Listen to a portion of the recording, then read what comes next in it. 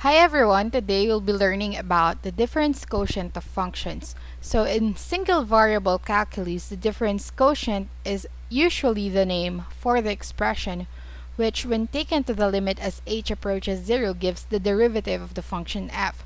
So we can get that by doing the rate of change in the function, which is f of x plus h minus f of h over the change, which is h.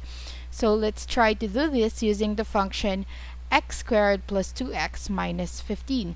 So what we have to do is replace the values of x first with x plus h. So that would be x plus h squared plus 2 times x plus h minus 15 minus the original function, which is x squared plus 2x minus 15. And then we divide with the change, which is equal to h. So let's simplify this. So h plus h x plus h squared rather is x squared plus 2xh plus h squared.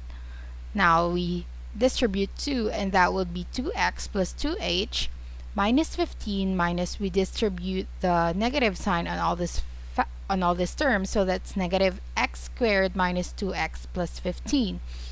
And then from here we can cancel terms like x squared, that's x squared minus x squared, and then 2x, that's 2x minus 2x, and then negative 15 plus 15 all over h.